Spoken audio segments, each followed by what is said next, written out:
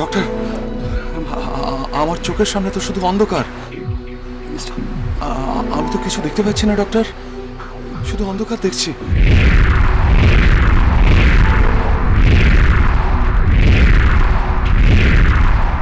ইন্দুদি এখন যে পরিস্থিতিতে পড়েছে তাতে অপূর্ব জীবন থেকে সরে গেলে তবেই ও সুদীপদাকে কাছে পেতে পারে, তাই না? এই তো কি রে, পাখি দিয়ে কোথায় পালিয়ে পালিয়ে বেড়াচ্ছি? কি যাও যাও এখান থেকে, তোমরা যাও। ওরে বাপ রে, বাচ্চার বাপ এখন খেকি উঠছিস কেন রে? এই ভালো হবে না, ভালো হবে না।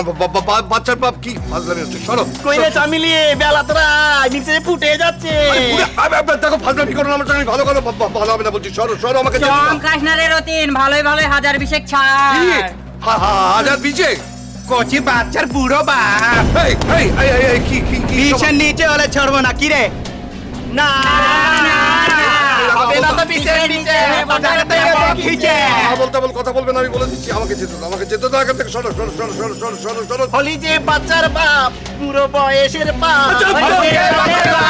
বুড়ো বয়সের বাপ। দেখো গো, বুড়ো বয়সে বাচ্চার বাপ হয়ে লজ্জা মাথা খেয়ে পালাচ্ছে। আর বাচ্চার বাপ হলি রে? পুরো বয়সে কোন মেয়ে সর্বনাশ করলি রে? আরে রতিন দত্ত কার সর্বনাশ করলি রে? বুড়ো বয়সে বাচ্চার বাপ হয়ে দেখতে পাবে না, কোনোদিন চোখে দেখতে পাবে না।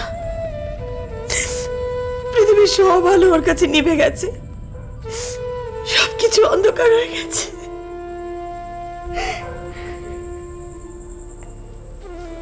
Sad, very sad.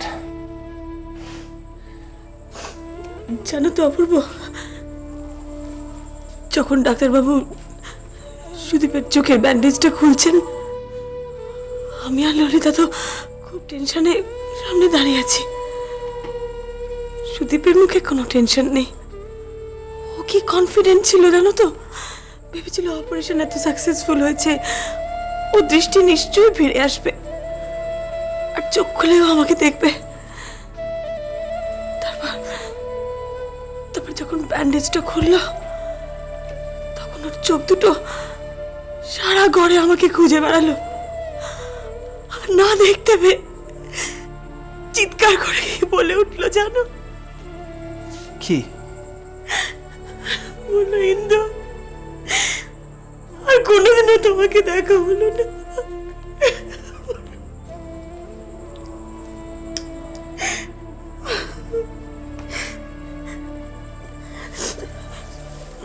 সরি, আমি একটু বেশি ইমোশনাল হয়ে যাচ্ছি, সরি। না, আমি বুঝতে পারছি যে মানুষটার চোখের দৃষ্টি সারা জীবনের মতো অন্ধকারে হারিয়ে যাচ্ছে, তার সব থেকে কাছের মানুষ সে তো ইমোশনাল হয়ে পড়বেই। এটাই তো বাস্তব। কিন্তু তুমি ভেবো না আমি অন্য কোনো অর্থে কথাটা বলছি। আমারও অসম্ভব খারাপ লাগছে সুদীপ বাবুর জন্য। ও তো তোমাকে দেখার জন্য এত দূরে ছুটে এসেছিল, তারপর হঠাৎ করে এরকম একটা অ্যাক্সিডেন্ট।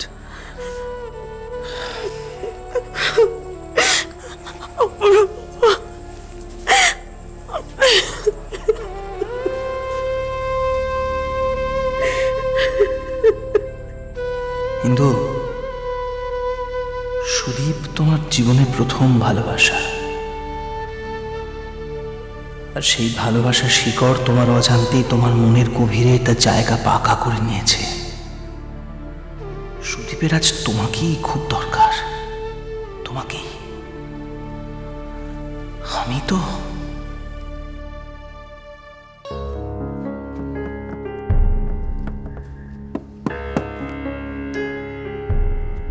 কে করলো, কে করলো এই জঘন্য কাজটা? হ্যাঁ, কার কাজ হতে পারে আমি তো কিছুতেই মাথায় ঢোকাতে পারছি না।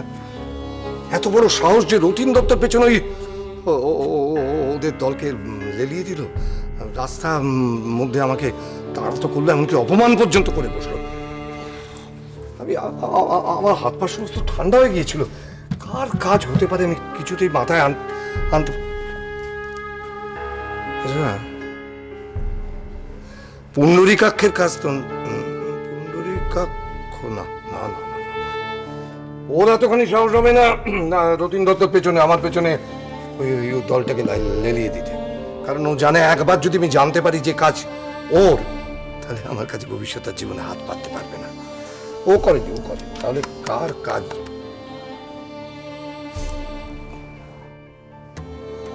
পরি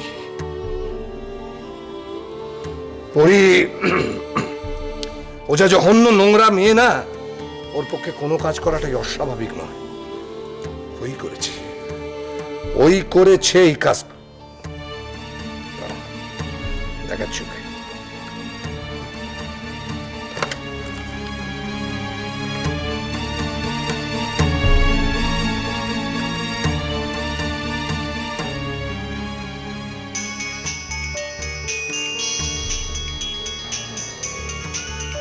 ঘুমাতেও দেয় না।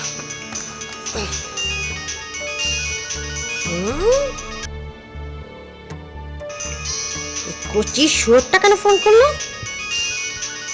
মাস্টারের কথা বলতে। হ্যালো, এই ভয়ে ফোনটা ধরছিলি না তাই না? কিসের ভয়? কিসের ভয় জানিস না? তুই কি ভেবেছিসটা কি বলতে পারি? কি ভেবেছিসটা কি? তুই যা করেছিস তার ফল কি হবে তুই জানিস? এই শোনো, বেশি বাতেলা মেরো না তো। কি করেছি আমি ফটাফট বলো। কি করেছিস মানে? নাকা চাচ্ছিস এখন? এ তুই তুই তুই ওই দলটাকে আমার পেছনে লেলিয়ে দিয়েছিলি কেন? কি আমি? হ্যাঁ তুমি তুমি তুমি ছাড়া এই কাজটা কেউ করতে পারে না। রতীন দত্তকে রাস্তাঘাটে এত বড় অপমান করার সাহস আজ পর্যন্ত কেউ দেখায়নি। তুই কি হাতির 5 পা দেখেছিস তাই না? তোকে আমি জ্যান্ত জ্বালিয়ে দেব বলে দিচ্ছি পরি। এই শোনো, বেশি লাপড়াবাজি করো না। তোমাকে মারার জন্য বা ভয় দেখানোর জন্য আমি হিজড়ে বাড়াবো না। নিজেই না গিয়ে তোমার মান ছেড়ে পুরো অপমানের ক্ষীর খাইয়ে দেবো। পরি এই শোন রে, এ পড়ি না তোর মতন বাতেলা জানে না রে। যেদিন সুযোগ পাবো না একেবারে দিয়ে দেবো ঠুকে। তাহলে তুই সত্যি বলছিস যে তুই করিসনি পরি? না, তো যেই করে থাকুক বেশ করেছি। তাহলে কে করলো কে? আমি তো কিছু বুঝতে পারছি না। ভেবে ভেবে মাথার চুল ছেড়। চুল আমার মাথায় আছে, তোর মাথায় তো নেই। জটা আছে সেগুলো ছেড়। কম লোকে তো সপনাশ করিস নি। দেখ তাদের মধ্যে কেউ গিয়ে রাগড় করে দিয়েছে। রগড়? আমাকে নিয়ে রগড়? হ্যাঁ, এই করে থাকুক না কেন তাকে আমি ছেড়ে দেবো নাই বলে দিচ্ছি। আগে তোর নামটা জান, তারপরে ভাববি কি করবি। আমার বলতে এসছি। পরি করেনি তাহলে তাহলে কি করলো? তুই তুই চিন্তা করিস না দাদা, আমি তোকে আরো আরো বড় ডাক্তারের কাছে নিয়ে যাব। দেখবি তুই তুই দৃষ্টি ফিরে পাবি। শান্ত হ ললিতা, শান্ত হ। দেখ, ডাক্তার তো বলেই ছিল অপারেশনের পর আমি যে দৃষ্টি ফিরে পাবোই তার কোনো গ্যারান্টি নেই। তাই তো হলো। আমি তা হতে দেব না। আমি তো তোকে বলছি, আমি বড় ডাক্তারের কাছে তোকে নিয়ে যাব। কেন? ওর বোকা মেয়ে, যিনি আমার চোখ অপারেশন করেছেন তিনি কত বড় ডাক্তার, কত ভালো ডাক্তার। তিনি যখন ফেল করলেন তখন আর কোনো আশা নেই। কে বলেছে তোকে আশা নেই? আমি তো বলছি বারবার তোকে আমি বড় ডাক্তারের কাছে নিয়ে যাব। কেন বারবার? লাভ নেই, এটাই হয়তো আমার ভবিতব্য। একদিক দিয়ে ভালোই হলো বুঝলি। আমি যদি আবার ইন্দুকে দেখতে পেতাম হয়তো আমার আবেগকে সামলাতে পারতাম না। ওকে একবার দেখার কথা ভুলে গিয়ে হয়তো ওকে আবার কাছে পেতে চাইতাম। আবার হয়তো ইন্দিরা আর অপূর্বর জীবনে একটা ঝড় নেমে আসতো। ইন্দিরার জীবনটা আবার অশান্তির মধ্যে গিয়ে পড়তো।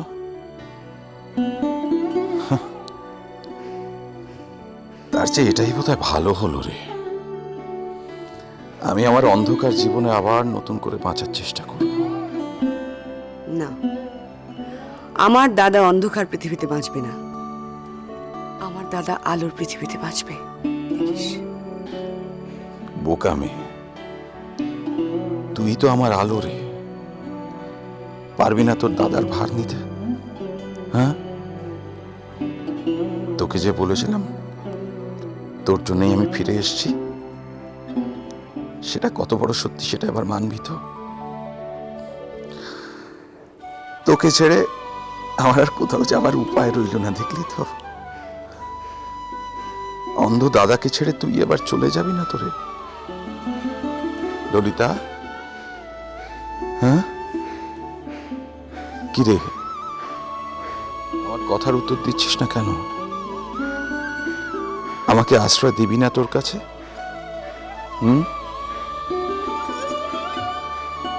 চুপ কর, চুপ কর। আমার তুই ছাড়া কে আছে রে?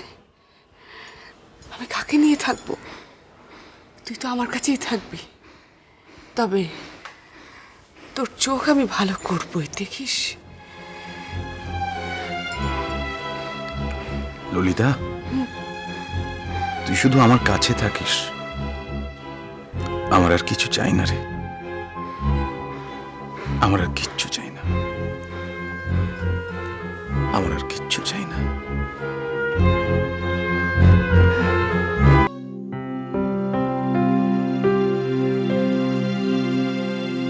সুদীপ, আমার জন্যে আজ তোমার দু চোখের আলো হারিয়ে অন্ধকারে ডুবে থাকতে হচ্ছে। কেন কেন ফিরে এলে সুদীপ? এই অপয়া মেয়েটাকে দেখতে এসে তুমি যে নিজেই নিজের দৃষ্টি হারিয়ে ফেললে। ডক্টর, বলুন বলুন। ডক্টর, হ্যাঁ বলুন বলুন মিস্টার মুখার্জি। ডক্টর, হ্যাঁ বলুন বলুন বলুন mister Mukherjee. Darkness doctor, darkness, অন্ধকার। ডক্টর, আমার চোখের সামনে তো শুধু অন্ধকার, আমি তো কিছু দেখতে পাচ্ছি না ডক্টর। তোমার হাহাকার এখনো আমার কানে বাজছে। সুদীপ, সুদীপ, ইচ্ছে করছে আমার নিজের চোখ দুটো উপরে তোমার চোখে বসিয়ে দিই। আমি তোমার জীবনটা নষ্ট করে দিয়েছি সুদীপ, একেবারে নষ্ট করে দিয়েছি। কি করব আমি? তোমার পাশে থেকে তোমার হাত দুটো জড়িয়ে ধরে বলবো, আমি আছি, আমি তোমার চোখের আলো, আমার দৃষ্টি দিয়ে তুমি পৃথিবীটা দেখবে। ওহ ভগবান, এই উপায় তো নেই আমার, আমি তো তাও বলতে পারবো না।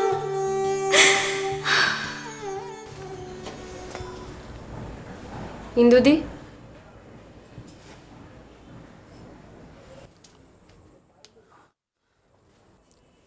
সুদীপদাকে নিয়ে খুব চিন্তা করছো না? চিন্তা তো তোমাকে করতেই হবে। তোমার সঙ্গে দেখা করতে গিয়ে যে এত বড় একটা সর্বনাশ হয়ে যাবে সুদীপদার, সেটা কি আর বোঝা গিয়েছিল? আর তুমি যদি ভবিষ্যৎ দেখতে পেতে নিশ্চয়ই যেতে না দেখা করতে। বিশাখা, আমি জানি সুদীপের সব কিছুর জন্য আমি দায়ী। তোমাকে আর দয়া করে আমাকে সেই কথাটা মনে করে দিতে হবে না। তুমি নও, তোমার ভাগ্য দায়ী। আসলে যে যেমন ভাগ্য নিয়ে জন্মায় সে তো তাকে মেনে নিতেই হয়। কাজে তোমার ভাগ্যের জন্য যা যা ঘটবে তোমার জীবনে তোমাকে তো মেনে নিতেই হবে। তুমি কি করবে বলো? প্লিজ প্লিজ, আমি হাত জোড় করছি, তুমি আমাকে আর উত্তক্ত করো না। আমি এই নিয়ে তোমার সঙ্গে কথা বলতে চাই না বিশাখা। তোমার বাঁকা কথা শুনতে শুনতে আমি ক্লান্ত হয়ে পড়েছি সত্যি। বাঁকা কথা বলে আমি তোমায় উত্তক্ত করতে আসিনি তো। তুমি ভুল বুঝছো আমার। আমি বুঝতে পারছি সুদীপদার জন্য তোমার খুব কষ্ট হচ্ছে। সুদীপদা অন্ধ হয়ে গেছে, তোমার বুক ফেটে যাচ্ছে কষ্টে। তো ভাবলাম এই সময় বন্ধুর মতো তোমার পাশে থাকা দরকার, তোমার পাশে থেকে তোমাকে সান্ত্বনা দেওয়া দরকার। না হলে যদি তুমি আবার গলায় দড়ি দেওয়ার চেষ্টা করো।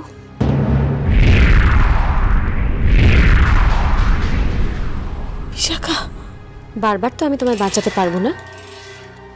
শোনো ইন্দুদি, তুমি যদি সুদীপদাকে ভালোবাসো তাহলে তোমার সুদীপদার কাছেই চলে যাওয়া উচিত।